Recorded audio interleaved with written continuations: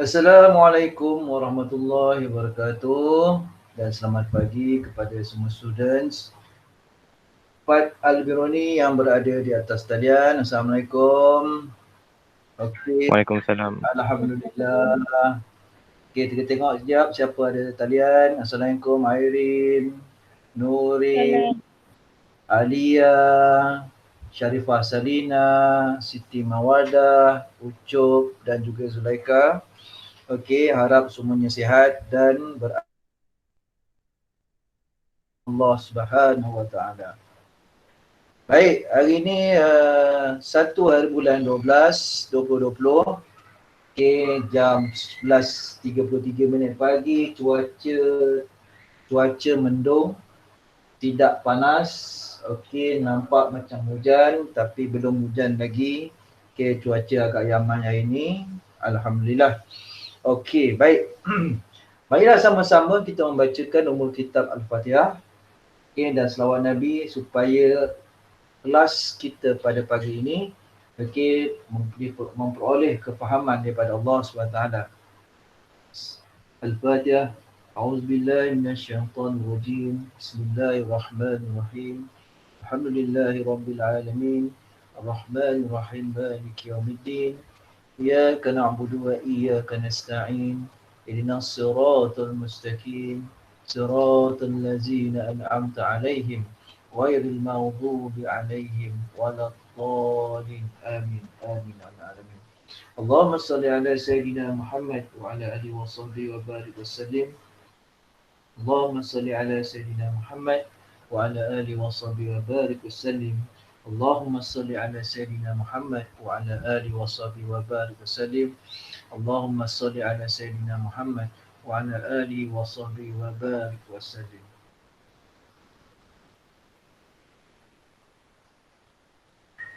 Okey, baiklah. Kejap cikgu nak test kejap. Adakah cikgu dapat share? Cikgu test kejap Cikgu ada buat troubleshooting sekejap. Okey, cikgu nak share screen cikgu.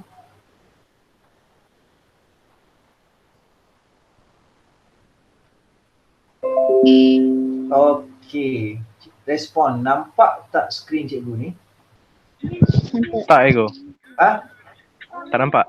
Tak nampak. Cikgu sedang okey. Maksudnya ada troubleshooting. Sekejap, bagi cikgu masa cikgu settlekan benda ni dulu. Boleh kejap Okey. Okey, sekejap. Cikgu live kejap, cikgu masuk balik ni. Cikgu nak settle dulu. Jangan pergi mana-mana, kekal. Okey.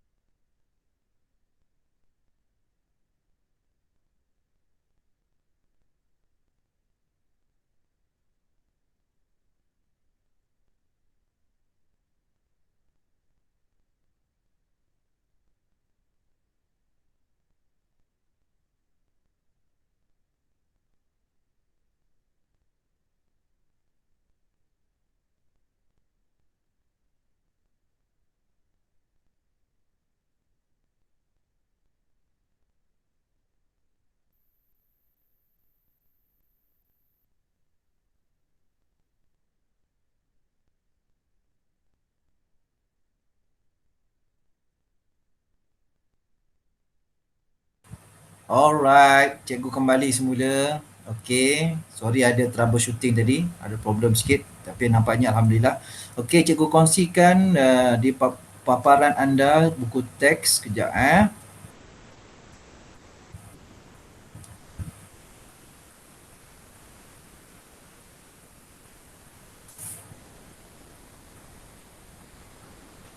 Okey, nampak tak buku teks yang cikgu kongsikan? Respon? Nampak. Alhamdulillah. Okey, baik. Students. Okey, hari ini insya-Allah kita akan masuk bab yang baru iaitu bab 8. Okey, berkenaan dengan pilihan raya di Persekutuan Tanah Melayu. Sila rujuk buku teks bermula muka surat 194. Okey, rujuk buku teks bermula 194. Baik, 194 tu adalah tajuk ataupun bab pilihan raya. Okey, bab 7 kita sudah selesai. Kita masuk, kita bincang, kita belajar bab 8. Baik. Rujuk muka surat 195. Okey, 195 paparan anda. Baik. Kita akan belajar yang pertama, topik pertama. Okey, kita akan belajar topik pertama ialah perkembangan pilihan raya di Persekutuan Tanah Melayu. Okey. Itu topik pertama, 8.1. Kita akan belajar kejap lagi. Kemudian kita akan masuk topik proses pilihan raya umum yang pertama. Okey. Kemudian topik 8.3 kita akan belajar penubuhan Majlis Perundangan Persekutuan, dan topik keempat kita akan belajar peranan Kabinet pertama Persekutuan Tanah Melayu. Baik, Kabinet di sini bermaksud jemaah menteri ataupun majlis menteri. Dalam satu majlis itu ada menteri-menteri. Okey, baik.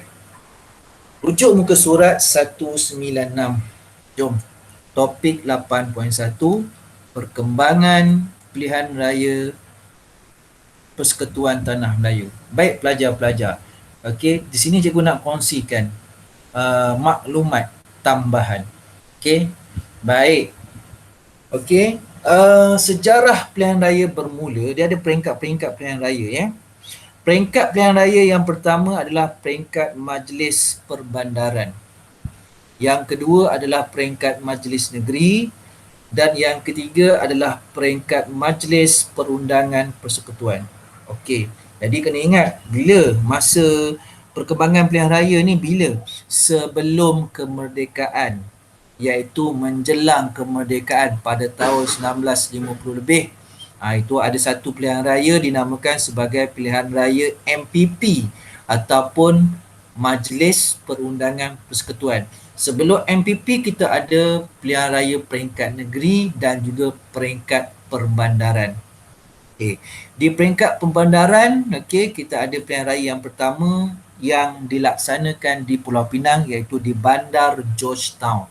Baik, jadi kita tengok dulu muka surat 196. Okey, perkembangan pilihan raya di Persekutuan Tanah Melayu. Baik.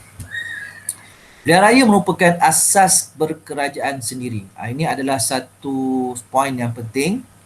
Okey, jadi cikgu minta pelajar highlightkannya, asas kerajaan sendiri. Okey. Dan memberikan peluang kepada rakyat untuk memilih wakil atau parti yang akan membentuk kerajaan. Okey, baik. Itulah pilihan raya. Okey, maksud pilihan raya merupakan asas berkerajaan sendiri, memberi peluang kepada rakyat untuk memilih wakil atau parti yang akan membentuk kerajaan. Baik, pilihan raya yang dilaksanakan di Tanah Melayu adalah sebahagian daripada proses demokrasi. Jadi, maksud demokrasi ialah satu proses yang mana rakyat akan melibatkan diri dalam pemerintahan dan pentadbiran. Itulah demokrasi. Di Malaysia, okey, penglibatan rakyat tu adalah melalui wakilnya. Okey, melalui wakil yang dipilih dalam pilihan raya. Sebagai contoh, okey, sebagai contoh, katakan kawasan kita ni, yang kita duduk ni adalah kawasan Jengka. Okey, kita ada wakil kawasan Jengka. Contoh pilihan raya yang lalu, wakil kita ialah yang berhormat Datuk Syahril daripada Parti PAS, menang pilihan raya pada tahun 2018. Okey, dalam pilihan raya 2018, okey, PRU yang lalu 2018, di kawasan Jengka, di peringkat Dewan Undangan Negeri Jengka, ada dua calon yang bertanding. Yang pertama YB Syahril tadi daripada Parti PAS, dan juga yang kedua UMNO, iaitu YB Wan Salman. Dua calon ini bertanding. Okey, jadi rakyat kawasan Jengka akan menentukan siapakah wakilnya yang akan menjadi suara rakyat di Dewan Undangan Negeri Pahang. Itu peringkat negeri. Okey, di Dewan Undangan Negeri Pahang. So, parti PAS menang. Rakyat pilih parti PAS.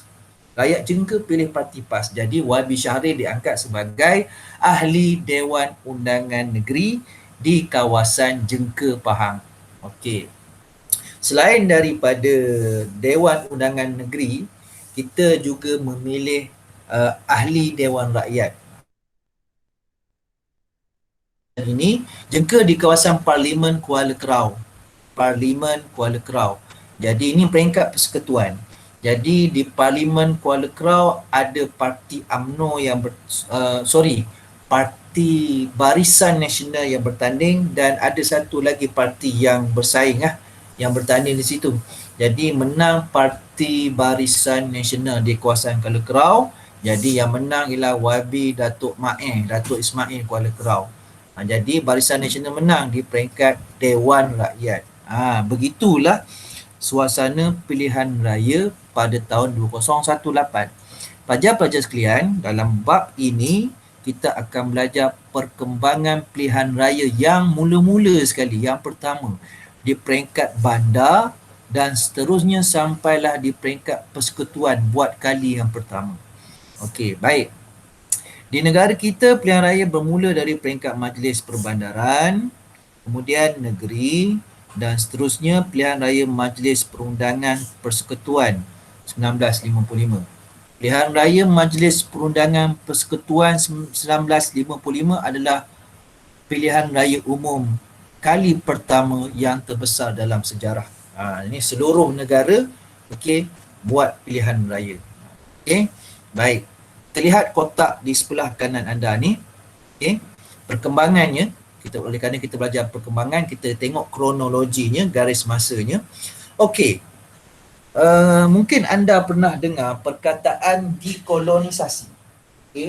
Pada pelajaran yang lalu anda dengar, dan pelajaran sebelum ni lah. Kita pernah dengar perkataan dekolonisasi, iaitu proses berkerajaan sendiri, yang mana penjajah menyediakan langkah berkerajaan sendiri kepada tanah jajahannya dan memberikan kemerdekaan. Jadi sehubungan dengan itu, pilihan raya diadakan di Persekutuan Tanah Melayu selaras dalam Perjanjian Persekutuan Tanah Melayu 1948. Baik. Untuk melaksanakan pilihan raya perlu ditubuhkan jawatan kuasa khas yang dinamakan sebagai Jawatan Kuasa Pilihan Raya bagi Majlis Mesyuarat Perundangan untuk mengkaji dan membuat cadangan tentang perkara tersebut. Perkara tersebut merujuk pilihan raya yang bakal dilaksanakan. Jadi mungkin pelajar pernah fikir, kenapa kita nak buat pilihan raya ni? Seperti yang cikgu cakap tadi, oleh kita nak berkerajaan sendiri, pada bab yang lalu kita dah belajar tentang usaha-usaha ke arah kemerdekaan. Dalam bab yang lalu kita dah belajar usaha-usaha kerjasama antara kaum ni yang membentuk parti perikatan. Parti perikatan ni adalah satu parti kerjasama antara parti UMNO Melayu, parti Cina MCA, parti India MIC. Tiga parti ini bekerjasama membentuk satu parti besar yang dinamakan sebagai Parti Perikatan. Dalam masa yang sama, British memberi isyarat kepada kita nak merdeka kena kerjasama antara kaum. So sekarang kita sudah ada Parti Perikatan. Sebagai satu simbol, satu simbol kerjasama di antara kaum. So sekarang kita nak merdeka kan? So British beri isyarat bahawa nak merdeka kena kerjasama antara kaum. So jadi Parti Perikatan ni yang mencadangkan bahawa perlu adakan pilihan raya supaya pemimpin-pemimpin atau wakil rakyat yang dipilih akan menjadi pemimpin untuk mentadbir negara bila kita capai kemerdekaan kelak. Begitulah. Baik, kita teruskan. Seterusnya, akhirnya satu undang-undang pilihan raya diwujudkan pada tahun 1950 Nama undang-undang tersebutlah Ordinan Pilihan Raya Pihak Berkuasa Tempatan. Okey, jadi pihak berkuasa tempatan ni merujuk kepada pihak perbandaran. Contohnya Kuala Lumpur, Pulau Pinang, Ipoh dan sebagainya. Jadi undang-undang ini memberikan kuasa kepada majlis tempatan, maksudnya majlis bandaran, majlis bandaraya lah, majlis bandaraya Kuala Lumpur, majlis bandaraya Pulau Pinang dan sebagainya untuk mengadakan pilihan raya di peringkat bandar masing-masing. Perkembangan seterusnya. Okey, rujuk muka surat sambungan muka surat 197. Pilihan raya perbandaran pertama kali diadakan di Georgetown, Pulau Pinang pada tahun 1951. Jadi orang Penang, dia ada merasai pengalaman pertama pilihan raya pada tahun 1951. Nak pilih siapa ni? Untuk memilih 9 orang ahli Pesuruhjaya Peringkat Bandar Georgetown. Okey, sebelum ni ahli tersebut dilantik direct daripada Governor Negeri Selat. Okey. Jadi bila ada pilihan raya ni, ahli ni dipilih melalui undi rakyat.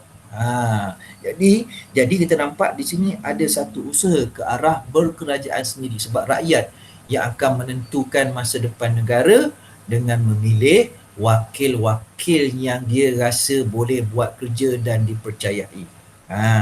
Wakil yang menang, calon yang menang dalam pilihan raya, dia akan menjadi ahli Pesuruhjaya Perbandaran Georgetown. Baik, diadakan selama 6 minggu. Okey. 14,514 orang pengundi mendaftar. Okey.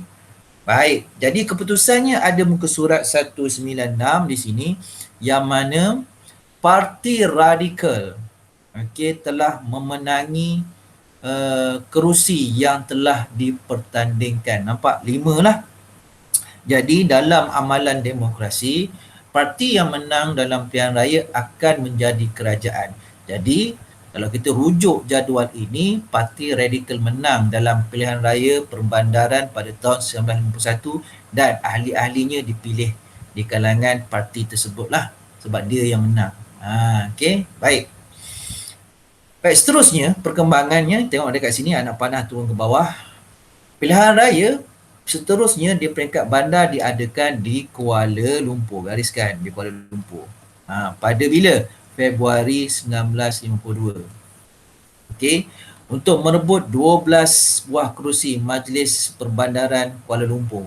Jadi Kuala Lumpur tu telah dibahagikan beberapa kawasan. Ada 4 kawasan. Kawasan Sentul, Bangsa, Imbi dan Petaling Jaya. Baik. Di sini ada kerjasama antara Parti UMNO dan MCA. Baik. UMNO bahagian Kuala Lumpur dan MCA bahagian Selangor mengadakan bekerjasama dan bergabung. Dan gabungan ini dikenali sebagai perikatan. Itu je aku cakap tadi. Parti Perikatan. Parti Perikatan apabila MIC masuk ditukar nama kepada Parti Perikatan. Baik. Jadi keputusan dalam pilihan raya di Kuala Lumpur ini rujuk muka surat 196. Okey. Parti Perikatan menang 9 kerusi daripada 12 kerusi yang dipertandingkan dan Perikatan membentuk kerajaan tempatan bagi bandar Kuala Lumpur. Okey. Okey. Dia menang lah 9 buah kerusi kat sini. Dia menang lah. Baik, seterusnya. Okey. Pada tahun 1954, okey, pilihan raya peringkat negeri diadakan di negeri masing-masing. Okey. Konsep kerjasama UMNO dan MCA diteruskan dalam pilihan raya peringkat negeri.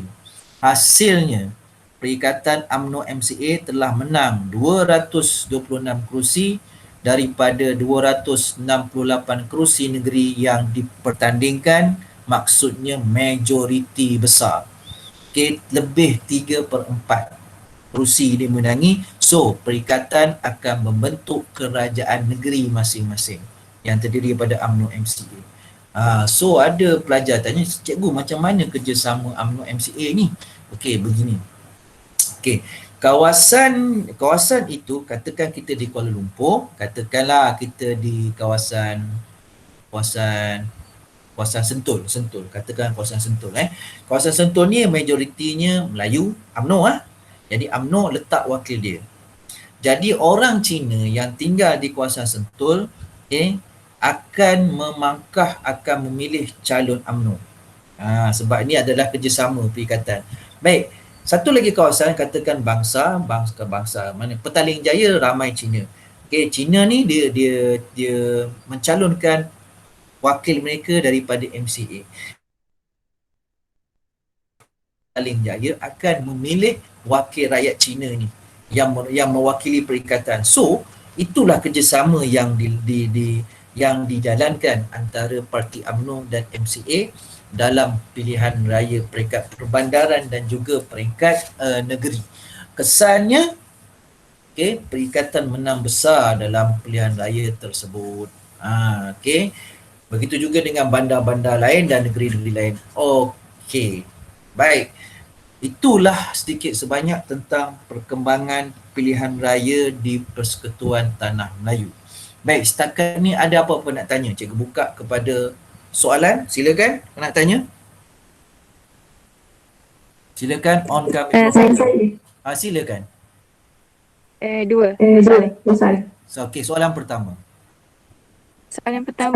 Kenapa UMNO dia kurang majoriti? Adakah sebab kaum dekat situ? Okey, baik. Ya. Yang mana yang cikgu cakap tadi Kuala Lumpur Yang first tu, Georgetown. Georgetown. Okey, baik. Kalau kita duduk di sana, di Pulau Pinang, di bandar Georgetown, malah hari ini, komposisi kaumnya ramai Cina ke Melayu? Komposisinya ramai orang Cina yang tinggal di Georgetown pada tahun 1951, dan hari ini pun kalau awak pergi ke Georgetown, awak buat bancian, komposisi ikut kaum Cina majoriti tinggal dan bermaustatin di sana. Okey, nampak tak? Jadi orang Cina di sana dia tak ada MCA di sana pada tahun 1951, tak ada MCA, dia ada parti radikal, ada parti buruh, parti bebas. Jadi menyebabkan UMNO pula tiada mana-mana parti MCA yang dia boleh buat kerjasama. Okey, tak ada. So parti radikal dan buruh yang menang pilihan raya peringkat perbandaran Georgetown pada tahun 1951. Itu sebabnya UMNO tak ada majoriti. UMNO dapat menang 5 kerusi saja. Berapa kerusi tadi? Cikgu dah lupa. Kerusi Georgetown ni. Kerusinya 19 Sekejap. 9, sorry. 19 pula 9. 9. Jadi 9 kerusi nak rebut. So yang menangnya parti radikal dan parti buruh. Jadi kita nampak kat sini parti radikal dan buruh nampak ada kerjasama. Nampak tak? Jadi UMNO dapat 5. So tak dapatlah membentuk kerajaan tempatan di peringkat bandar Georgetown. Okey, jadi cikgu dapat dekat sini bahawa di Georgetown tu memang ramai orang Cina, ramai orang Cina sampai sekarang pun, dan UMNO di situ adalah orang Melayu orang Melayu yang duduk Georgetown. Dan Georgetown adalah sangat sedikit. Orang Melayu banyak di Pulau Pinang, di bahagian barat Pulau Pinang, dan juga di seberang Perai dan di barat Pulau Pinang tu. Tu orang Melayu ramai kat situ. Jadi itulah pada tahun 1991 UMNO tak menang dalam pilihan raya tersebut. Sungguh pun begitu dalam pilihan raya di bandar-bandar lain seperti Kuala Lumpur tadi, dan bandar-bandar yang lain, parti UMNO dan parti MCA yang bekerjasama memperolehi kemenangan yang besar. Begitulah Mawadah. Soalan kedua. Kenapa British dia bagi parti radikal ni join pilihan raya tu? Kan dia tak suka yang radikal. Okey, baik. Parti radikal. Yang ni cikgu tidak berapa pasti di sini. Okey. Kalau parti maksudnya parti radikal dekat sini, nama radikal maksudnya parti ini dibenarkan bergerak sebagai sebuah parti yang sah di Pulau Pinang. Mungkin nama dia radikal, tapi dalam tu mungkin orang dia maksudnya gerakannya tidaklah bersifat radikal. Nama pun parti radikal. Yang parti radikal ni cikgu tidak buat kajian yang lebih lanjut lah dekat situ.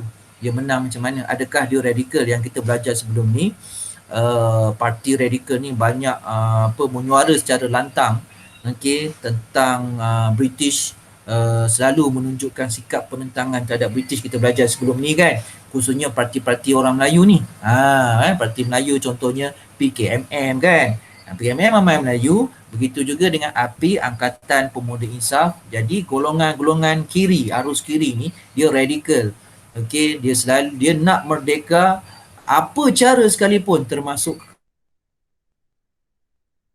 kata atau sikap anti-British lantang. Ya, kalau terpaksa kena guna pemberontakan, ya kita guna pemberontakan yang menyebabkan parti-parti ini diharamkan oleh British kemudiannya. Tetapi parti radikal yang awak sebut ni di Pulau Pinang ni, cikgu kurang periksa. Cikgu taklah buat kajian sampai macam tu sekali. Okey, cuma kita tahu bahawa dalam topik 8.1 ini, dalam perkembangan pilihan raya, kita tahu bahawa pilihan raya pertama adalah pilihan raya perbandaran yang mula-mulanya Bandar Georgetown yang buat. Kemudian seterusnya pada tahun-tahun berikutnya 1952 Kuala Lumpur. Lepas tu banyak lagi pilihan raya di bandar-bandar yang lain. Begitu. Okey, harap jelas lah. Minta maaf lah kenapa parti radikal ni cikgu pun tak dapat nak fikir. Kena tengok buka kitab balik.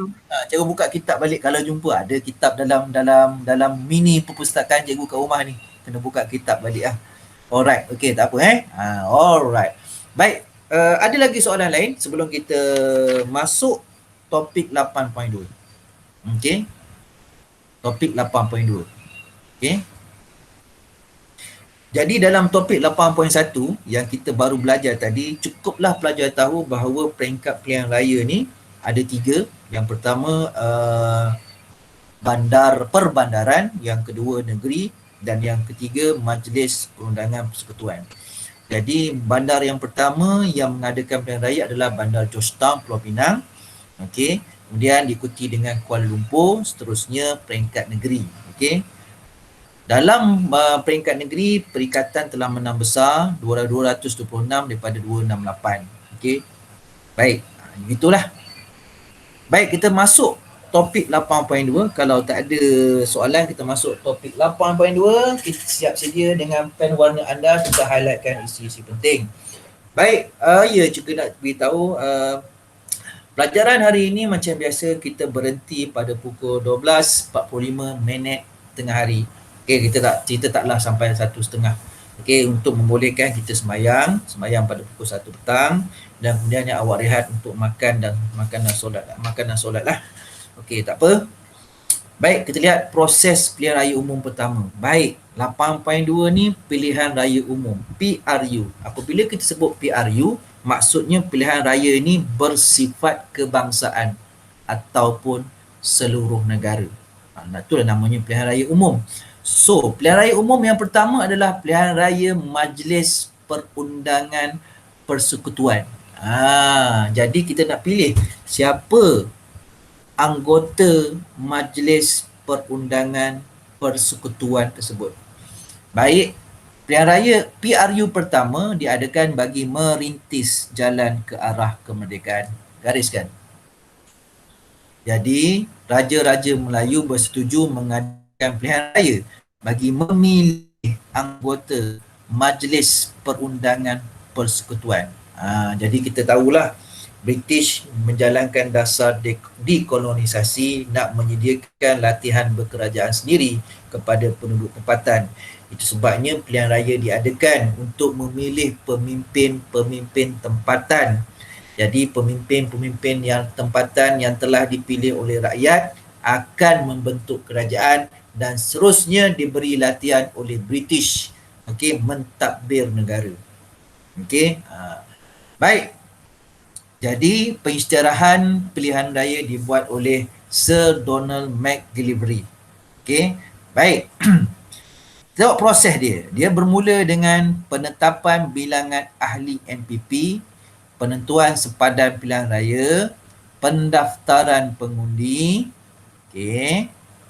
penamaan calon, kempen, mengundi, pengiraan undi dan pengumuman keputusan. So, cuba kita kira berapa proses ini. Mula-mula 1, 2 sempadan, 3 pendaftaran pengundi, 4, 5, 6, 7, 8. Ada 8 proses pilihan raya umum yang pertama. Baik. Kita lihat.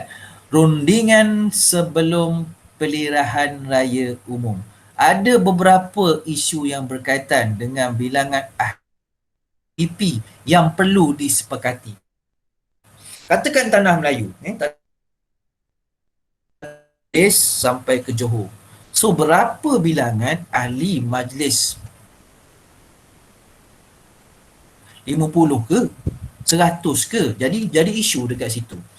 Okay? Bilangan ni penting sebab bilangan ni yang akan menjadi pemimpin, yang akan menjadi menteri, yang akan mentadbir negara. So, penting berapa? Berapa nak? Okey, jadi diadakan rundingan. So, ada dua bentuk cadangan. Bentuk A dan bentuk B. Ni dalam majlis perundangan persekutuan. Ada seorang speaker. Bentuk B pun sama. Okey, baik, speaker ni siapa? Speaker ni dalam majlis perundangan persekutuan, speaker ni yang mempengerusikan majlis tersebut. Okey. Kalau sekarang nama dia speaker Dewan Rakyat lah kalau hari ini. Okey. 3 orang ahli yang dilantik. Ni sama. Ada 3 orang ahli yang dilantik. 11 orang wakil negeri, sama juga bentuk B dengan bentuk A. Kemudian 20 orang dilantik mewakili kepentingan tertentu. Okey, maksudnya kita ada 11 orang negeri campur 20 orang yang dilantik mewakili kepentingan tertentu. Contoh dia kepentingannya dalam sektor perindustrian, kepentingannya dalam sektor ekonomi, kita pilih dia. Okey, sebagai sebagai sebahagian daripada anggota majlis perundangan persekutuan. Baik, 3 dilantik dari mewakili golongan minoriti pun sama dengan bentuk B. Okey, golongan minoriti siapa? Baik, golongan kaum yang minoriti selain Melayu, Cina, India. Contoh Serani. Kaum Serani ialah kaum Portugal, orang Portugis. Orang Portugis namanya Serani. Jadi perlu mewakili orang ini. Perlu adalah 3 orang ni. Okey, mungkin orang asli kan, golongan minoriti dan golongan-golongan lain. Dan 2 orang ahli rasmi. Okey, ni pun sama. 2 orang ahli rasmi. Iaitu Setiausaha Pertahanan dan Setiausaha Ekonomi. Okey, 60 orang dipilih melalui pilihan raya. Ni cadangan ni dalam bentuk A. Tetapi cadangan dalam bentuk B lain. 40 orang dipilih dalam pilihan raya, 8 orang tambahan dilantik oleh Pesuruhjaya Tinggi. Okey, dekat sini nampak perbezaan ni. Nampak Ni sama. Baik. Tempoh pilihan raya, okey, untuk bentuk A tidak lewat daripada bulan November 1954. Okey, manakala bentuk B tidak menetapkan tarikh atau masa.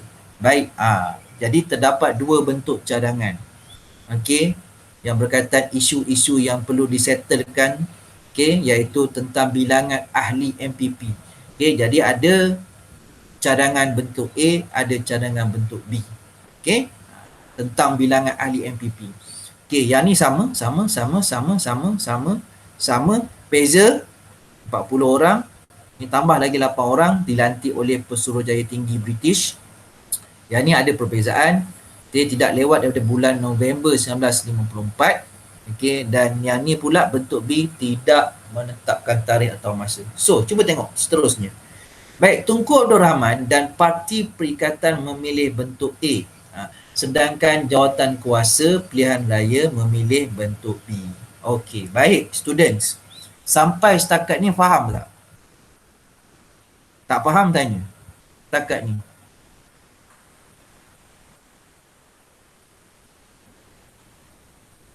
Okey, tak ada soalan tu, maksudnya cikgu teruskan. Faham lah tu? Kan? Okey. Kalau ada soalan, tekan butang mikrofon, on kan. Alright, baik. Muka surat 199. Baik, okey, 199. Tunku Abdul Rahman bersama-sama Tan Cheng Lock, kawan-kawan yang lain lah, okey, telah berangkat ke London. Apa tujuan dia? Okey, menyatakan hasrat, ni tujuan dia. Tengok, gariskan tujuan. Menyatakan hasrat menentukan 3/5 bilangan anggota MPP. Okey. Baik. Okey, bilangan anggota MPP ni dipilih melalui pilihan raya. Semasa di London, Tunku Abdul Rahman berjaya bertemu dengan ahli parlimen daripada Parti Buruh British, Parti Konservatif dan Parti Liberal, membuat akhbar kepada rakyat British dan ahli parlimen. Baik, mungkin di sini anda dapat merasakan apa hal pula Tunku Abdul Rahman berangkat ke London ni. Okey, kenapa pula Tunku Abdul Rahman nak tunjukkan, nak menentukan 3/5 bilangan anggota MPP ni? Baik, dengar elok-elok apa yang cikgu cakap ni. Baik, pada waktu itu kita belum merdeka. Kita masih lagi dikuasai oleh British. Jadi Tunku Abdul Rahman dan Parti Perikatan UMNO yang terdiri daripada UMNO, MCA dan MRC, Parti Perikatan ni yang nak membentuk kerajaan. Okay, yang bentuk kerajaan. Jadi itu sebabnya Tunku Abdul Rahman terus berangkat ke London, jumpa orang besar di sana, menyatakan hasratnya, okay, tentang bilangan anggota MPP ni. Sudah tentulah, okay, dia nak 3/5 bilangan anggota MPP ni diadakan melalui pilihan raya. 3/5 bilangan anggota MPP ni, okay, hendaklah dipilih melalui pilihan raya. Okey, jadi dapatlah Tunku Abdul Rahman berjumpa okey, ahli parlimen daripada British, iaitu parlimen Parti Konservatif, Parti Liberal dan Parti Buruh. Okey, dan membuat kenyataan dalam akhbar, okey, British kepada rakyat British dan juga ahli parlimen. Okey, jadi macam tu lah. Okey, pada bila ni 21 April 1954. Okey. Baik. Lihat seterusnya. Okey, pada Mei 1954, Tunku Abdul Rahman telah berjaya mengadakan rundingan dengan Oliver Layton. Okay, dia ni setiausaha tanah jajahan British di London. Itu sebab cikgu cakap tadi, kita masih lagi dijajah oleh British. So di British di London tu ada pejabat tanah jajahan. So oleh kerana kita dijajah lagi, masih dijajah, belum merdeka lagi oleh British. So itu sebabnya Tunku Abdul Rahman mengadakan rundingan dengan SU, Setiausaha Tanah Jajahan British di London. Tapi gagal. Gagal mendapat 3/5 ahli melalui pilihan raya. Rundingan tu gagal. Walau bagaimanapun, sekembalinya Tunku Abdul Rahman ke tanah Melayu disambut dengan meriah. Okey. Nampak tak? Maksudnya Tunku Abdul Rahman ni, okey, dia bukan sekali je pergi ke London. Banyak kali lah. Okey, sampai yang terakhir Tunku Abdul Rahman pergi London nak merdeka. Okey, bila kita dah buat pilihan raya dan parti Tunku Abdul Rahman menang, Parti Perikatan. So Tunku Abdul Rahman pergi sekali lagi, buat sekian kalinya pula untuk ke London. Kali ini bukan lagi nak runding pilihan raya dah, kali ini nak runding, aku nak merdeka, kau bagi ke tak bagi. Macam tu. Baik.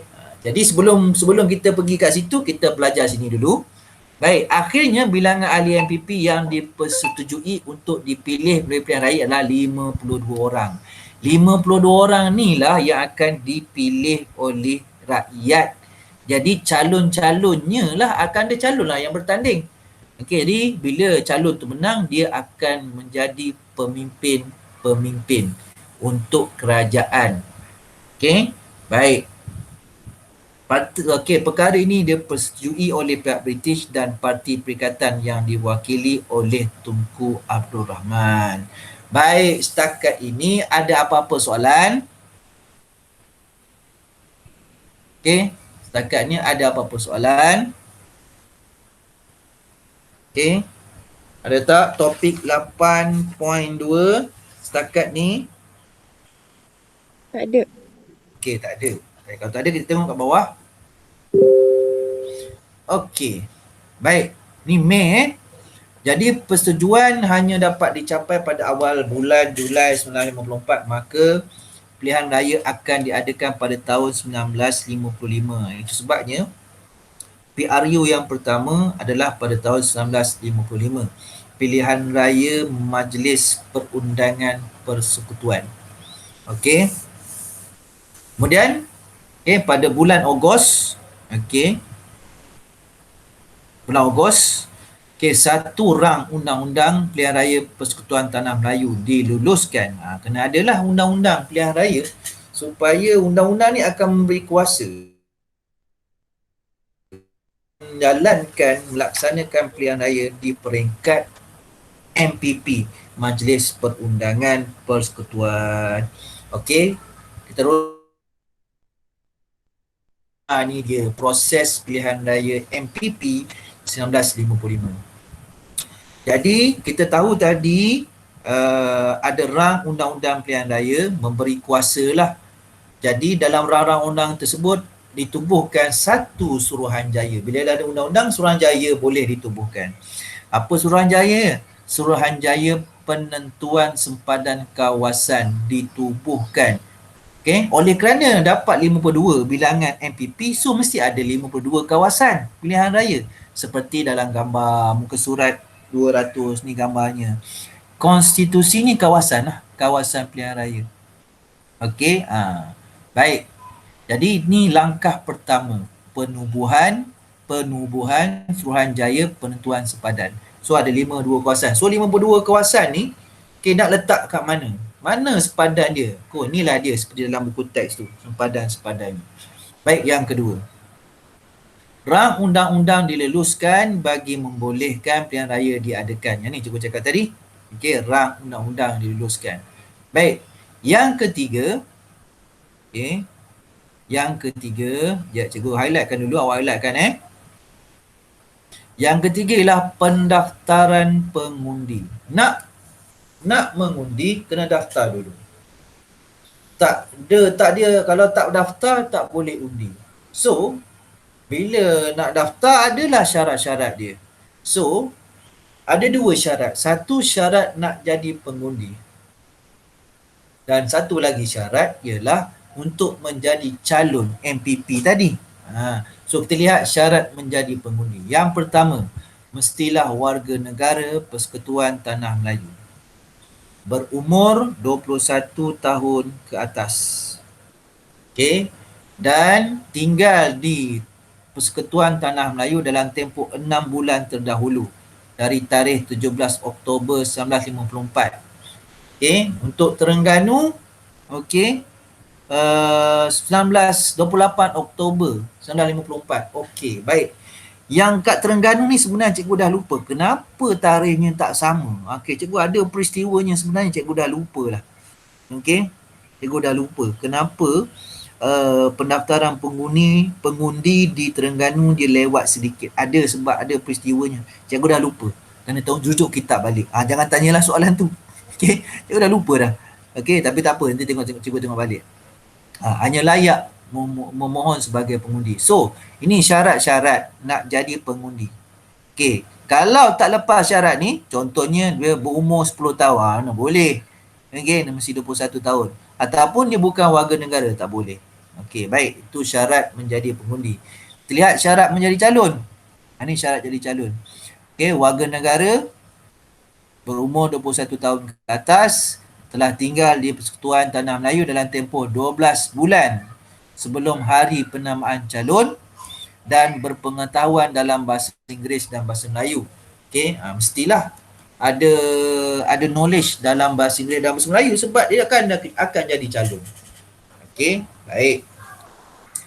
Langkah yang keempat adalah penamaan calon. Calon-calon yang bertanding akan mendaftar. So, akan diisytiharkan, akan diberitahu, akan disebarkan siapa yang bertanding kawasan tersebut. Adakah daripada parti perikatan? Adakah daripada parti-parti lain? Siapa dia? Okay, ada nama orang dia siapa? Okay, ada nama dia. Tunku Abdul Rahman. Okay. daripada parti perikatan bertanding di kawasan, adalah kawasan ni, cikgu tak ingat kawasan dia, kawasan di utara ni okey, Tunku Abdul Rahman ni. So dia akan bertanding, jadi rakyat akan tahu siapa calon yang bertanding di kawasannya. Dan rakyat akan berfikir, akan menggunakan kebijaksanaannya memilih calon yang bertanding dalam pilihan raya. Okey, kita tengok langkah kelima. Langkah kelima. Okey, langkah kelima. Kempen pilihan raya diadakan selama 45 hari. Okey, seperti yang termaktub dalam undang-undang pilihan raya lah. So, kempen ni gambarannya seperti ini. Jadi, parti yang bertanding akan membuat road tour. Road tour ni adalah kempen lah, dari bandar ke bandar, dari kampung ke kampung, dari pekan ke pekan, buat ceramah kepada rakyat, buat janji-janji, kalau menang bagi ni, bagi ni, bagi ini, bagi ni, dapat ni, dapat ni, dapat ni. Itulah kempen pilihan raya. Okey, baik. Selepas kempen pilihan raya, maka hari mengundi pada 27 Julai 1955 lah. Okey, hari mengundi. Okey, di sini hari mengundi di sini. Baik. Sini Kemudian pada langkah ketujuh, peti undi dibawa ke pusat pengiraan undi dan proses pengiraan undi dilakukanlah. Okey, itu dia. Kemudian yang ke-8, pengumuman keputusan. Dan dalam pilihan raya Majlis Perundangan Persekutuan ini, parti perikatan menang majoriti 51 kerusi daripada 52 kerusi yang dipertandingkan. Menang besar. Menang besar.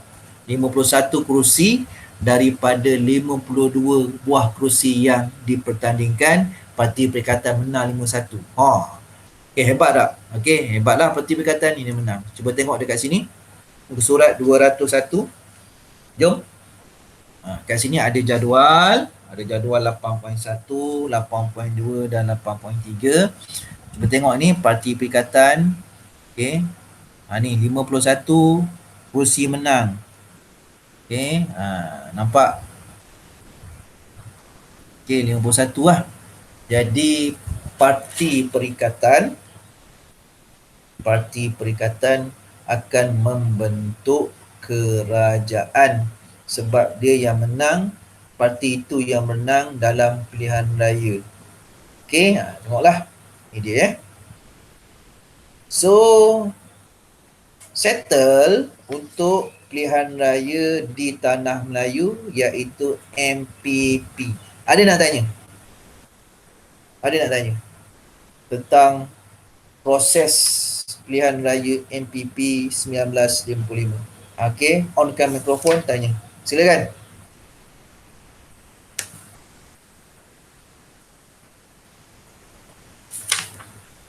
Silakan kalau nak tanya.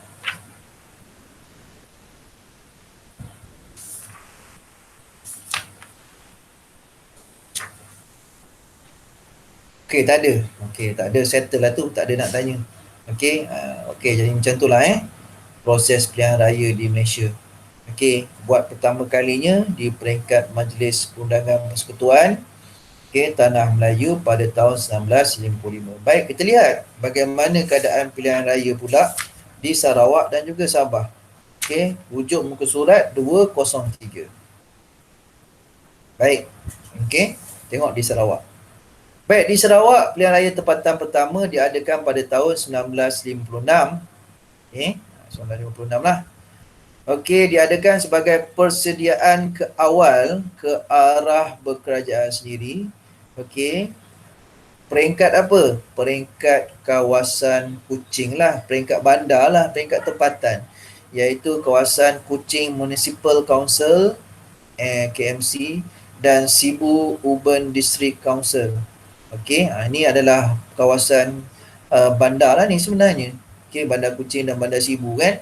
Jadi pilihan raya tempatan atau bandaran dilaksanakan. Okey, bagi kawasan Kuching dibahagikan kepada 9 kawasan atau dinamakan kawasan dinamakan ward, bukan ward hospital tu. Jadi ward ni sebenarnya, awak ingat ward hospital, ward ni adalah kawasan. Sebenarnya ward ni kawasan. Baik. Jadi selepas pilihan raya tersebut, William Tan dipilih sebagai pengerusi pertama KMC dan Ong Ki Hui sebagai timbalannya. Maksudnya di Sarawak ni kan, KMC ni, Kuching Municipal Council, di peringkat bandar Kuching, kita nak pilih siapa nak jadi anggota untuk KMC. Jadi buat pilihan raya, rakyat Kuching akan undi siapa dia. So rakyat Kuching undi William Tan. William Tan sebagai pengerusi yang pertama KMC. Jadi Ong Ki Hui sebagai timbalannya. Baik. Jadi samalah di peringkat ada 9 buah kawasan. So Ting Chiu Hat sebagai pengerusi SUDC dan timbalannya ialah John Lu Ling Chong. Ini mendapat sambutan baik pada rakyat, pelbagai kaum. Baik. Jadi sebenarnya, kalau awak baca, awak faham betul-betul, dia sangat-sangat mirip dengan pilihan raya yang kita adakan dalam kelas. Kelas kita, ingat balik, masa mula-mula awak masuk sekolah bulan Januari tu kan. Kan mula bulan Januari kan awak dapat kelas baru awak dapat guru kelas yang baru kan, dan juga guru mata pelajaran yang baru. Mungkin berbeza kan. Jadi apa tindakan pertama guru kelas awak buat masa mula-mula jumpa? Mesti siapa nak jadi ketua tingkatan kan, dan awak laksanakan amalan demokrasi iaitu undi. Adalah calon-calon yang dicadangkan, kemudian adalah angkat tangan siapa. Begitu jugalah dalam persatuan co-curriculum. Jadi sebenarnya ni mirip sebenarnya, cuma bagi pilihan raya di MPP, di Sarawak dan Sabah adalah peringkat lebih besar sekali lah. Sebab dia peringkat bandar, peringkat negeri dan peringkat persekutuan. Di sekolah tu peringkat sekolah je, tapi dia punya prosesnya, amalan demokrasinya sama. Dia ada proses memilih, dia ada calon, kita proses pilih. Cuma tak ada kempen lah di sekolah tu, tak payah kempen kan. Baik, itu di Sarawak. Kita lihat di Sabah. Sabah pun sama, pilihan raya peringkat tempatan. Jadi di bawah Undang-Undang Local Governance Election Ordinance, ada 118 kawasan atau ward. Jadi 118 orang calon lah ni, yang bukan calon, 118 anggota lah yang perlu dipilih untuk pilihan raya di Sabah ni. Baik, jadi jadual di bawah ni adalah parti-parti di Sabah yang menang kawasan tersebut. Antaranya ASNO telah menang 54 kawasan daripada 118. Baik. Jadi macam itulah di Sabah. Baik, setakat ni ada nak tanya. Ada nak tanya? Sarawak, Sabah. Simple aja. Ada nak tanya? Ada, cikgu. Tak ada? Betul ni? Betul ni? Kalau tak ada, kalau tak ada, kita sambung muka surat 204. 204, topik 8.3. Baik.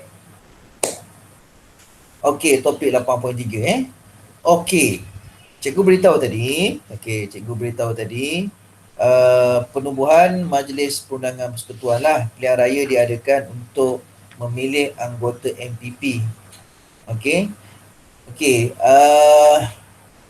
Sebenarnya MPP ni dah ada sebelum pilihan raya 1955 lagi. Cuma ahli MPP ni, tidak dilantik melalui pilihan raya. Ahli MPP 1948 tidak dilantik melalui pilihan raya, manakala ahli MPP 1955 dilantik melalui pilihan raya. Itu perbezaan utama. Jadi apa tu Majlis Perundangan Persekutuan? Majlis Perundangan Persekutuan inilah majlis yang sangat penting, yang akan menentukan dasar-dasar negara, yang akan buat undang-undang bagi negara. Inilah dia. Kalau sekarang zaman hari ini, di Malaysia hari ini, adalah Dewan Rakyat lah. Dewan Rakyat. Okey. Pada tahun 1948 dan 1955 namanya Majlis Perundangan Persekutuan. Jadi penting, okey, MPP ni supaya pemimpin-pemimpin yang dipilih oleh rakyat, okey, akan mentadbir negara. Okey. Alright, kita lihat. Okey. Baik. Pada tahun 1995, okey, Parti Perikatan telah menyertai pilihan raya MPP. Dan keputusannya Parti Perikatan menang besar. 51 kerusi daripada 52 kerusi dipertandingkan. Sehubungan itu, Parti Perikatanlah yang akan membentuk kerajaan. So, Tunku Abdul Rahman dilantik sebagai Ketua Menteri. Gariskan di sini, Tunku Abdul Rahman Tanah Melayu yang pertama. Jadi, apa fungsi MPP? Berperanan menggubal undang-undang pentadbiran pada peringkat Persekutuan Tanah Melayu. Baik. Jadi, anggota MPP yang dipilih akan mengadakan satu persidangan mengusulkan undang-undang, dan undang-undang yang diusulkan ini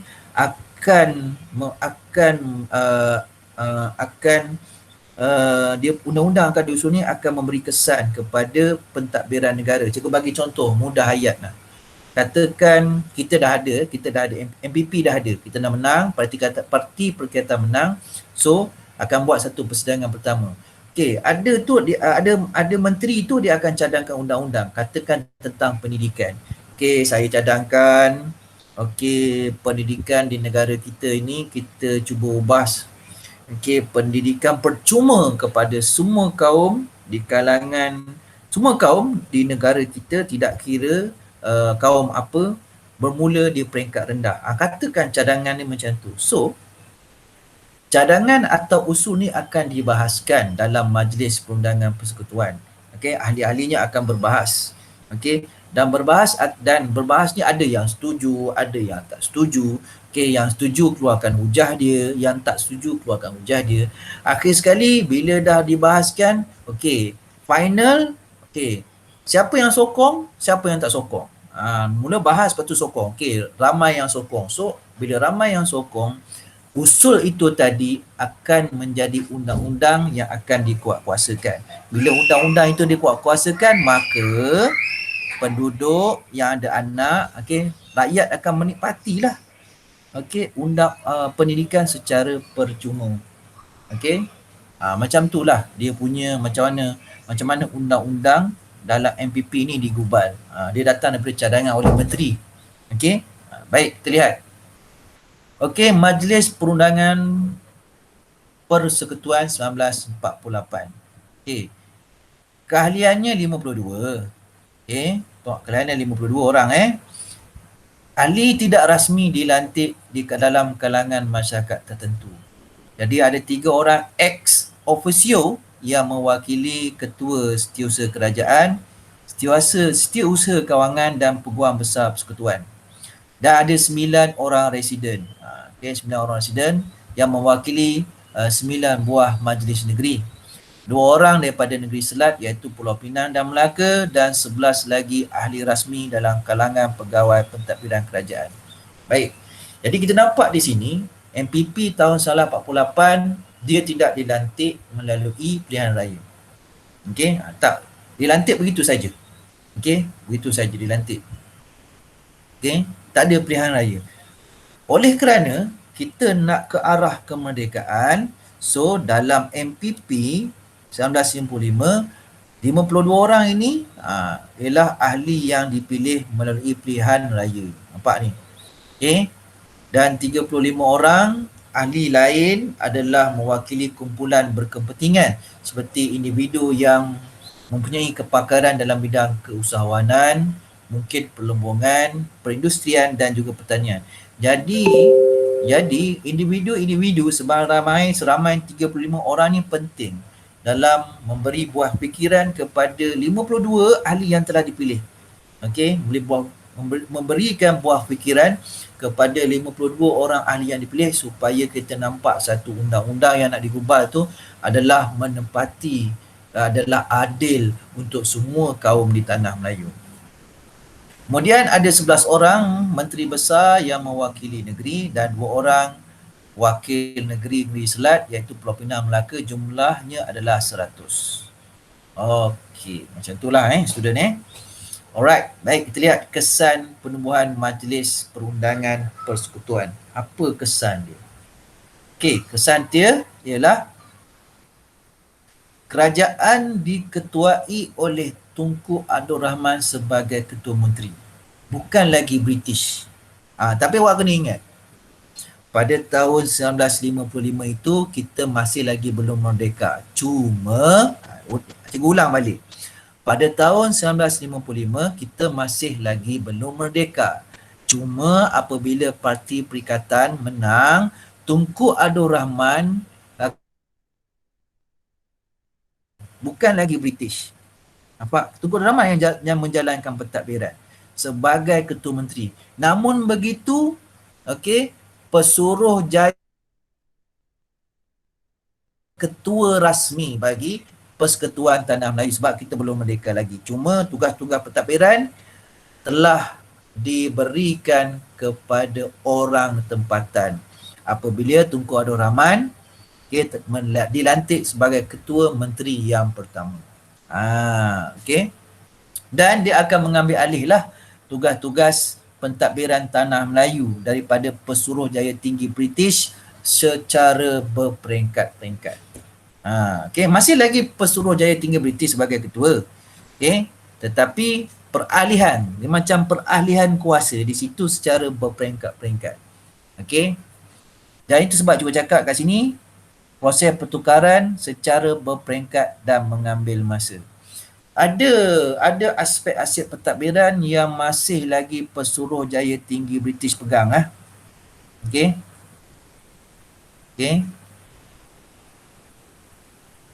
Contohnya masih lagi tutur tentang hala tuju negara ni. Jadi Pesuruhjaya Tinggi British masih memegang tapuk kepimpinan peringkat atasan. Yang macam cikgu cakap tadi, walaupun Pesuruhjaya Tinggi British masih lagi ketua yang sah. Masih lagi ketua sebab dia adalah pemimpin paling tinggi. Namun begitu, kuasa Pesuruhjaya Tinggi British ni akan diserahkan kepada Tunku Abdul Rahman selaku Ketua Menteri yang baru secara beransur-ansur. Baik, dia bukan sekaligus. Serah, engkau lah terus jadi. Tak, dia peringkat-peringkat. Nama pun latihan berkerajaan sendiri. Kan? Jadi kena berperingkat-peringkat lah. So, dalam masa yang sama, Pesuruhjaya Tinggi British ni dapatlah memberi bimbingan kepada Tunku Abdul Rahman. Apa yang perlu ditadbir. Apakah aspek-aspek yang perlu dilihat dalam pentadbiran dan pentadbiran negara. Macam itulah, tu sebab ada transisi peralihan. Baik. Kuasa pegawai British. Dulu sebelum ni dalam MPP 1948, pegawai British majority lah yang menjadi anggota. Kali ini diansur-ansur dipindahkan kepada rakyat tempatan. Kan dah menang Parti Perikatan dalam pilihan raya MPP. So ramailah penduduk tempatan yang menjadi pemimpin ini dalam ahli MPP. So pegawai British beransur-ansur pindahkan kepada rakyat tempatan. Namun dari segi bidang keselamatan masih lagi dipegang oleh British lah, sebab British lagi pengalaman dan keselamatan ni sangat penting lah. Jadi susulan itu sistem ahli dimansuhkan. Kan kita belajar sistem ahli kan, latihan oleh kerana kita dah menang pilihan raya, Parti Perikatan menang pilihan raya. So kabinet pertama pun telah dibentuk, maka sistem ahli yang kita belajar sebelum ni dimansuhkan, digantikan dengan MPP 1955. Baik. So MPP ini merupakan amalan pentadbiran demokrasi di negara kita. Menggambarkan kejayaan kerajaan persekutuan yang dibentuk, dipimpin oleh rakyat tempatan. Yang mana ahlinya dipilih oleh rakyat. Rakyat tempatan jadi pemimpin kan. Daripada orang Melayu ada, orang Cina ada, orang India ada. Jadi pemimpin-pemimpin dalam MPP itu dipilih oleh rakyat dalam pilihan raya MPP. Alright. Settle 8.3. Ada nak tanya setakat ni? Ada nak tanya?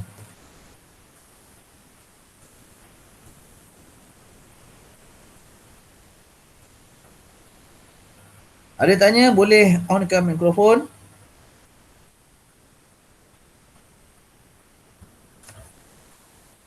Ada? Ada. Tak. Ada. Ada, kalau ada tanya. Okay. Baik. Tak ada ni, betul ni. Cikgu nak sambung muka surat 206. Tak ada Ada. Sekejap cikgu tengok, mana tahu ada yang tanya dalam dalam apa? Dalam chat ke kan? Mana tahu, oh kosong je chat ni. Okey, tak apalah. Baik, kita sambung muka surat 206. Jom. Okey. Baik, 206. Okey. Parti Perikatan Menang sebelum ni Parti Perikatan Menang dalam pilihan raya. So bentuklah kabinet yang pertama. Kabinet ni bermaksud jemaah menteri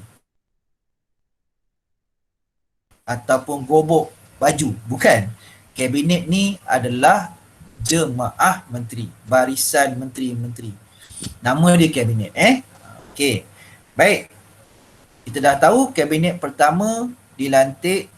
Kabinet pertama terdiri daripada penutubatan diketuai oleh Tunku Abdul Rahman. Baik. Di sini kabinet ni ada 10 orang menteri. Kena ada menteri lah. Cikgu highlightkan. 10 orang menteri. Okey. Tu dia. Sekejap. Okey, dibarisi oleh 10 orang menteri. Okey, sini 10 orang menteri. Dan dianggotai oleh 3 orang. Sekejap Cikgu nak guna ni pula. Okey. 10 orang menteri. Sekejap cikgu guna ni sekejap. Line. 10 orang menteri. Okey. Dan 3 orang pegawai British. Ada 3 orang pegawai British yang memegang portfolio setiausaha kewangan, hal ehwal ekonomi dan pertahanan. Dua sektor ni, kewangan, ekonomi dan juga pertahanan, dia penting. Jadi masih lagi British pegang. Okey. Baik. So jemaah menteri atau kabinet ni diumumkan oleh Sir Donald McGillivray. Okey, Pesuruhjaya Tinggi British pada 4 Ogos 1945 di King House, Kuala Lumpur. Jom kita lihat barisan kabinet tersebut. Kabinet tahun 1955. Ada 10 orang. Okey, Tunku Abdul Rahman sebagai Ketua Menteri.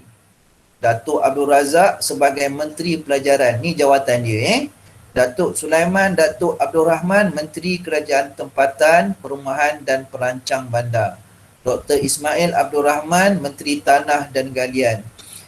H.S. Lee Menteri Pengangkutan. Sadon Jubir Menteri Kerja Raya. B.T. Sambatan Menteri Buruh. Leong Yew Koh Menteri Kesihatan. Ong Yok Lin Menteri Pos dan Telekom dan Abdul Aziz Ishak Menteri Pertahanan. Baik. Jadi kita dapat lihat 10 orang ini terdiri daripada pemimpin pelbagai kaum. Dan 10 orang inilah membentuk kabinet pertama Persekutuan Tanah Melayu pada tahun 1955. Baik, mungkin ada pelajar terfikir, kan kita menang 51 buah kerusi. Ni takkan 10 orang yang ambil? 10 orang yang ambil. 10 orang saja dipilih menjadi menteri. Kalau semua jadi menteri, susahlah. Jadi macam mana dipilih? Dipilihlah. Akan dipilih. Tunku Abdul Rahman ni, yang menang Tunku Abdul Rahman sebagai ketua menteri, akan dipilih. Siapa nak jadi menteri pelajaran, siapa nak menjadi tanah galian. Baik, menteri-menteri yang lain tidak dipilih. Okey. Dia akan jaga kawasan dia lah, kawasan konstitusi dia lah. Okey, jaga kawasan dia. Cuma dia contoh, dia jaga kawasan dia lah kan. Jadi kawasan dia. Kan 52 orang kan, 52 orang ahli. Betul tak? Okey, itu ahli MPP. 52 orang ahli MPP. Daripada 52 orang ahli MPP ni, 10 daripadanya akan dilantik sebagai jemaah menteri. Kena ingat tu beza. Okey, baik, saya ulang balik. 52 orang ahli MPP. Okey, Tunku Abdul Rahman menang 51. Parti Perikatan menang 51 daripada 52. Jadi daripada 51 tu, Tunku Abdul Rahman akan lantik 10 orang untuk menteri bagi kabinet yang pertama. Jadi menteri ni akan mentadbir kerajaan seperti dalam jadual ini. Faham? Faham ke Hidup? Faham. Alhamdulillah faham. Okey, masa pun dah hampir 12.45. Baik, cikgu ada soalan. Kalau ada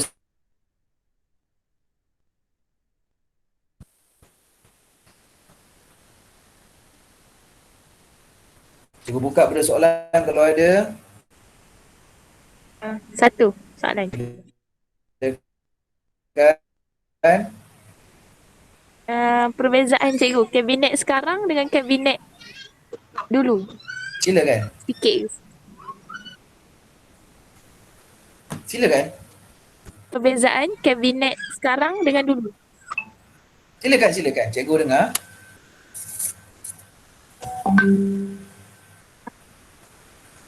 Perbezaan. Soalannya? Oh, perbezaan. Okey. Bilangan bukan 10 menteri dah. Ramai. Perbezaan ketara ialah kabinet sekarang dengan kabinet yang kita belajar ni kan. Kabinet pertama dan kabinet sekarang. Oh, jauh beza. Dari segi menteri banyak. Bukan 10 orang. Ni 10 orang kan. Kabinet sekarang banyak menteri. Okey, dekat sini menteri wanita tak ada? Ada tak menteri wanita sini? Tak ada kan? Ada. Menteri wanita ada. Menteri wanita. Sebaik tak ada menteri lelaki. Menteri wanita kan. Baik, apa yang tak ada? Ada menteri apa tak ada? Menteri ni apa nama? Menteri Tanah dan Galian, Datuk ni Tuan Ibrahim Tuaman kan. Apa nama dia? Menteri Sains dan Alam Sekitar kan. Okey, kita ada menteri menteri dekat banyaklah menteri. Okey. Menteri banyak dekat sini. Menteri zaman sekarang moden, ketara, perbezaan ketara ya bilangan menterinya. Okey, untuk zaman moden ni menterinya bilangannya puluh-puluh. Okey, yang terbaru 10 lah. 80 rasanya. Kalau tak silap cikgu 80.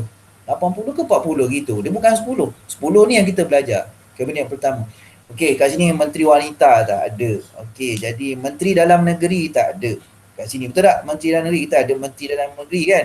Kita ada menteri hal ehwal agama tak ada dekat sini. Nampak? Kita ada menteri hal ehwal agama tak ada kat sini. Kemudian kita ada kita ada pengangkutan adalah kat sini ada HSL kan. Kita banyak ada menteri lagi. Okey, jadi itulah perbezaan ketara, beza dia. Orang pun berbeza dah. Okey. Alright. Dah, okey, satu lagi bezaan. Kabinet pertama ni belum merdeka. Belum merdeka lagi. Dia adalah satu latihan kemerdekaan lah. Latihan berkerajaan sendiri. Yang kabinet sekarang sudah tentulah kita sudah merdeka. Cuma kabinet sekarang yang awak cakap, kabinet sekarang dia pelik sikit. Tahu pelik? Yang kalau awak cakap lah soalan tu kabinet sekarang, pelik sebab tiada pilihan raya. Setuju tak cikgu tak? Betul, sokong. Sebab apa? Lompat parti. Awak ingat balik. Negara kita satu ketika dulu, dua kan, ada berlaku ketidakstabilan politik yang mana ada komponen dalam Pakatan Harapan dia lompat parti, okey, lalu jalan belakang disokong satu lagi, okey, ada satu lagi barisan, okey, menyebabkan Perdana Menteri kita, mantan bekas Perdana Menteri Dr. Mahathir hilang majoriti, hilang sokongan. Bila hilang sokongan, maka Dr. Mahathir kena bubarkan dia punya ketua menteri di bawah-bawahnya. Maka kerajaan terbubarlah. Kerajaan Pakatan Harapan terbubar. Okey. Jadi cadangan ahli yang baru atau menteri yang baru dicadangkan oleh Datuk Muhyiddin Yassin. Datuk Muhyiddin Yassin dapat sokongan ramai, majoriti. Tapi tanpa pilihan raya ni. Dia pelik sikit. Okey, jadi akhirnya satu parti kerjasama yang dikenali sebagai Muafakat Nasional, Pakatan Nasional. Okey, PN kan, Permuafakatan Nasional, okey, menjadi parti kerajaan yang memerintah negara kita sejak negara kita sekarang. Tu beza dia. Kalau cakap beza tu lah. Dia tak ada pilihan raya. Yang baru kan, PN ni kan, dia tak ada pilihan raya. Dia pelik, dia ikut jalan belakang. Tapi masih lagi sah dari segi undang-undang. Sebab apa? Undang-undang sebut, sekiranya Perdana Menteri itu tidak dapat sokongan daripada ahli Dewan Rakyat, okey, tak dapat sokongan, tidak dapat kepercayaan, okey, maka dia dengan budi bicara Pertuan Agong boleh bubarkan kerajaan dia tu. Jadi tak perlu pilihan raya. Jadi dalam kes PM ni, Perdana Menteri kita Dr. Mahathir dulu, dia tak dapat kepercayaan sokongan ahli dulu. Okay, yang PH, ada PH ni dia lompat parti ataupun dia sokong parti lain. Contoh Dr. Muhyiddin Yassin ni, dia adalah parti Bersatu. Dia adalah Dr. Mahathir. Cuma dia tak sokong. Jadi Bersatu ni keluar, ada dua kelompok bersatu kan. Satu kelompok di bawah menyokong Datuk Mahathir, satu kelompok menyokong Muhyiddin Yassin. So ramai pula tu yang keluar menyebabkan Dr. Mahathir hilang sokongan. Tapi sebenarnya tipis-tipis sebenarnya. Muhyiddin ni menang tipis-tipis je. Sokongan tipis saja. Maksudnya umpama telur di ujung tanduk. Dia tipis saja. Tipis saja dapat sokongan. Beza 2 atau 1 aja kan. Lebih 2 1 aja. Jadi mengikut amalan demokrasi, siapa yang dapat kepercayaan ramai tu dia dah jadi kerajaan. So mengikut budi bicara Yang Tuan Agong, maka Yang Tuan Agong pun akhirnya setuju memilih Dr. Muhyiddin bin Yassin sebagai Perdana Menteri yang ke-8. Begitulah dia jadi dia. Itulah beza dia. Okey. Faham Okey, cukuplah tu. Okey. Cukuplah tu sebab cikgu nak bersiap sedia ke ni lah, ke solat lah Okey, baik, jangan lupa solat pelajar-pelajar sekalian, yang lelaki pun sama, jangan lupa solat. Okey. Kita jumpa pada kelas akan datang. Okey, topik untuk bab 8 ni sikit je. Dia 4 topik je. Dia 4 topik sikit je. Lepas ni kita akan masuk bab 9. So, insya-Allah lah sebelum bulan 12 ni, kita akan sebelum bulan 12, sebelum tahun depan lah kita akan habis semua bab dalam tingkatan 4. Okey, mudah-mudahan insya-Allah. Baik, kita akhiri majlis kita dengan tasbih al-kifarah dan surah wal-as. Wal-as innal insana lafi khusr lallazina amanu wa amilus solihati wa tawasaw bil haqqi wa tawasaw bis sabr. Subhanakallah wa bihamdika asyhadu an la ilaha illa anta astaghfiruka wa atubu ilaik. Wassallallahu ala sayyidina Muhammad wa ala alihi wa sahbihi wa barik wa sallim walhamdulillahi rabbil alamin. Okey, terima kasih kerana hadir kelas pada pagi ini, pagi dah tengah hari dah. Okey, anda memang terbaik. Okey, salam pada mak ayah, jangan lupa solat. Okey, assalamualaikum warahmatullahi wabarakatuh. Wallahu a'lam.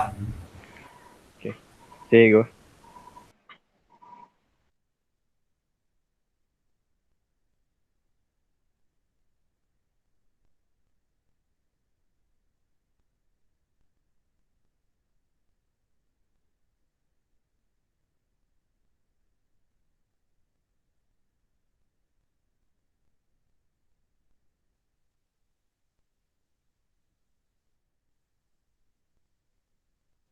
Kau tidur siap.